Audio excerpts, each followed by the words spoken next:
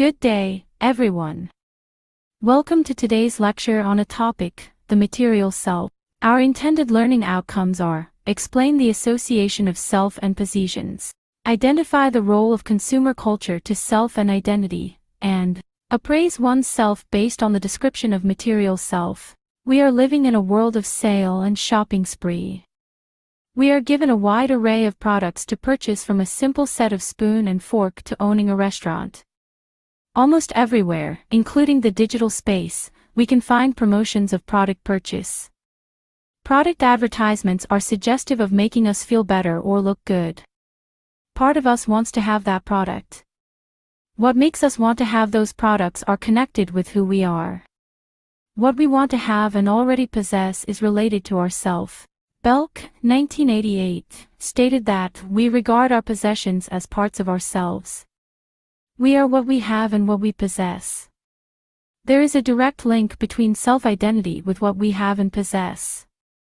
Our wanting to have and possess has a connection with another aspect of the self, the material self. The material self, according to William James, primarily is about our bodies, clothes, immediate family, and home. We are deeply affected by these things because we have put much investment of ourself to them. In this material self-investment diagram, the innermost part of our material self is our body. Intentionally, we are investing in our body. We are directly attached to this commodity that we cannot live without. We strive hard to make sure that this body functions well and good. Any ailment or disorder directly affects us. We do have certain preferential attachment or intimate closeness to certain body parts because of its value to us. There were people who get their certain body parts insured. Celebrities, like Mariah Carey, who was reported to have placed a huge amount for the insurance of her vocal cords and legs, Sookman 2016. Next to our body are the clothes we use.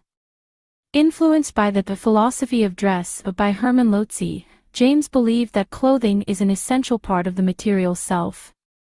Lotze, in his book, Microcosmos, stipulates that any time we bring an object into the surface of our body, we invest that object into the consciousness of our personal existence, taking in its contours to be our own and making it part of the fabric and style of the clothes we wear. Bring sensations to the body to which directly affect our attitudes and behavior. Thus, clothes are placed in the second hierarchy of material self. Clothing is a form of self-expression. We choose and wear clothes that reflect our self. Third in the hierarchy is our immediate family. Our parents and siblings hold another great important part of our self.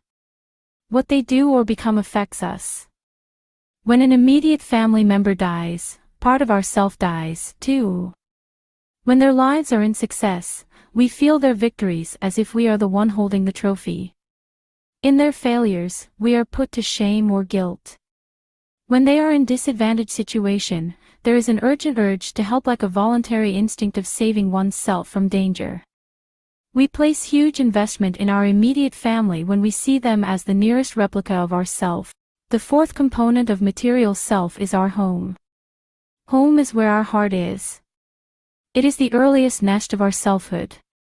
Our experiences inside the home were recorded and marked on particular parts and things in our home. There was an old cliché about rooms: if only walls can speak. The home thus is an extension of self, because in it, we can directly connect ourself. Having investment of self to thing, the more investment of self given to the particular thing, the more we identify ourselves to it. We also tended to collect and possess properties. The collections in different degree of investment of self, becomes part of the self. As James, 1890, described self, a man's self is the sum total of all what he can call his. Possessions then become a part or an extension of the self. We are what we have. Russell Belk, 1988, posits that we regard our possessions as part of ourselves. We are what we have and what we possess. The identification of the self to things started in our infancy stage, when we make a distinction among self and environment and others who may desire our possessions. As we grow older, putting importance to material possession decreases. However, material possession gains higher value in our lifetime if we use material possession to find happiness, associate these things with significant events, accomplishments, and people in our lives.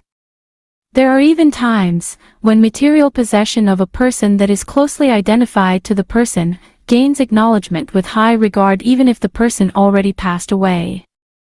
Examples of these are the chair in the dining room on which the person is always seated. The chair will be the constant reminder of the person seated there, a well-loved and kept vehicle of the person, which some of the bereaved family members have a difficulty to sell or let go of.